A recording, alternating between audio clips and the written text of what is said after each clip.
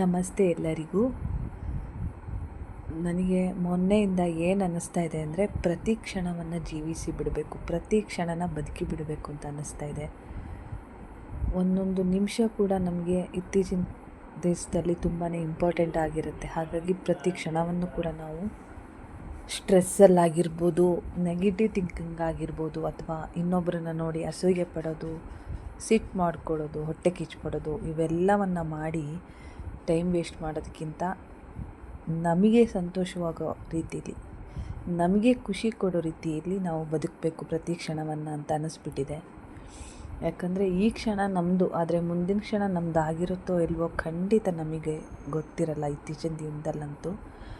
ಆದರೆ ಒಂದನ್ನು ಬಿಲೀವ್ ಮಾಡಬೇಕು, ಏನಂದರೆ ಏನಾಗಬೇಕು ಅದೇ ಆಗುತ್ತೆ, ಏನಾಗಬಾರ್ದು ಅದಾಗಲ್ಲ. ಹಾಗೆ ಏನಾದರೂ ಆಗೋದಕ್ಕೆ ನಾವೇ ಕಾರಣ ಆಗಬೇಕು ಅಂತಿದ್ರೆ ಅದನ್ನು ಕೂಡ ಯಾರಿಂದನೂ ತಪ್ಸೋಕ್ಕಾಗಲ್ಲ. ಯಾಕಂದರೆ ಗಾಡ್ ಈಸ್ ಗ್ರೇಟ್ ಅಂತಾರಲ್ಲ, ಹಾಗೆ ಅವನು ಡಿಸೈಡ್ ಇಲ್ಲದೆ ಯಾವುದು ಕೂಡ ಇಲ್ಲಿ ನಡೆಯಲ್ಲ.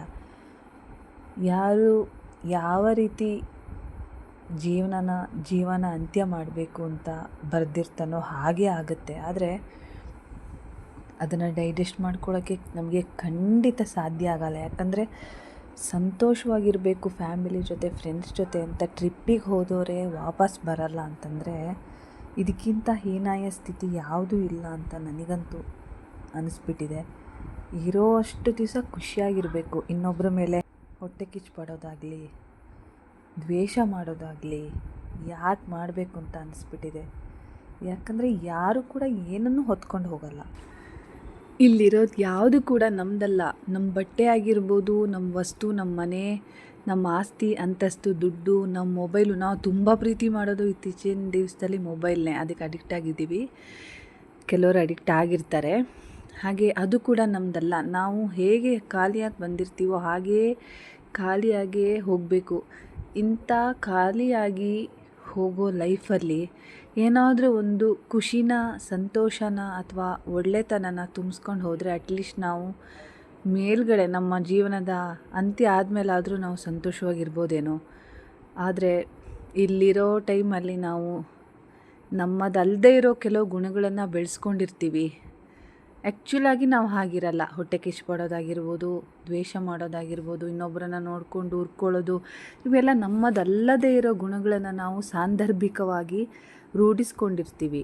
ಅಥವಾ ನಮ್ಮ ಮನಸ್ಥಿತಿ ಸಿಚುವೇಶನ್ಗೆ ತಕ್ಕ ಹಾಗೆ ಆ ಗುಣಗಳು ನಮ್ಮಲ್ಲಿ ಬಂದಿರುತ್ತೇನೋ. ಆದರೆ ಸ್ವತಃ ನಾವು ಖಂಡಿತ ಹಾಗಿರಲ್ಲ. ಯಾಕಂದರೆ ಇನ್ನೊಬ್ಬರು ನಮ್ಮ ಜೊತೆ ಇರೋರು ಬೆಳೀತಾ ಇದ್ದಾರೆ ಅಂದಾಗ ಫಸ್ಟು ನಮಗೆ ಖುಷಿನೇ ಆಗುತ್ತೆ. ಆದರೆ ಬೇರೆಯವ್ರು ಹೇಳಿದ ಮಾತು ಕೇಳಿಕೊಂಡು ಅಥವಾ ಆ ಮೂಮೆಂಟಲ್ಲಿ ನಮಗೆ ಅವ್ರನ್ನ ನೋಡಿ ಹೊಟ್ಟೆ ಕಿಚ್ಚು ಪಡಬೇಕು ಅಂತ ಅನ್ನಿಸ್ಬೋದು, ಅಥವಾ ದ್ವೇಷ ಮಾಡಬೇಕು ಅಂತ ಅನ್ನಿಸ್ಬೋದು. ಆದರೆ ಅದು ನಮ್ಮಲ್ಲಿರೋ ಆ್ಯಕ್ಚುಲ್ ಗುಣಗಳಲ್ಲ, ಆ್ಯಕ್ಚುಲ್ ಕ್ವಾಲಿಟೀಸ್ ಅಲ್ಲ. ಯಾಕಂದರೆ ಒಬ್ಬ ಮನುಷ್ಯನಿಗೆ ಇದ್ಯಾವುದು ನಮ್ಮದಲ್ಲ, ನಾವು ಹೋಗಬೇಕಾದ್ರೆ ಖಾಲಿನೇ ಹೋಗ್ತೀವಿ, ಇಲ್ಲಿ ಇರೋಷ್ಟು ದಿನ ಸಂತೋಷವಾಗಿ ಇದ್ದು ಹೋಗಬೇಕು ಅನ್ನೋ ಒಂದು ಮೂಲಭೂತ ಗುಣ ಅಂತ ಹೇಳ್ತಾರಲ್ಲ, ಆ ಗುಣ ಪ್ರತಿಯೊಬ್ಬ ಮನುಷ್ಯನಲ್ಲೂ ಕೂಡ ಇರುತ್ತೆ.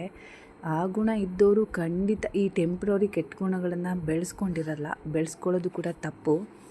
ಹಾಗಾಗಿ ನಾನೇನು ಹೇಳ್ತೀನಿ ಅಂದರೆ, ಇರೋಷ್ಟು ದಿವಸ ಖುಷಿಯಾಗಿರಬೇಕು, ಇನ್ನೊಬ್ಬರಿಗೆ ಖುಷಿನ ಕೊಡಬೇಕು. ಆವಾಗ ನಮ್ಮ ಆರೋಗ್ಯ ಚೆನ್ನಾಗಿರುತ್ತೆ, ನಮ್ಮ ಬಾಳು ಕೂಡ ಚೆನ್ನಾಗಿರುತ್ತೆ, ಎಲ್ಲರೂ ಖುಷಿಯಾಗಿರ್ಬೋದು. ಹಾಗೆ ದ್ವೇಷ, ತಾಪ, ಈ ಥರ ಹೊಡೆದಾಟ, ಬಡ್ದಾಟ ಇವ್ಯಾವುದು ಕೂಡ ನಡೆಯಲ್ಲ ಅಂತ ನನ್ನ ಅನಿಸಿಕೆ. ನಿಮ್ಗೇನು ಅನಿಸುತ್ತೆ ಅನ್ನೋದನ್ನು ದಯವಿಟ್ಟು ನನ್ನ ಜೊತೆ ಶೇರ್ ಮಾಡ್ಕೊಳ್ಳಿ. Thank you.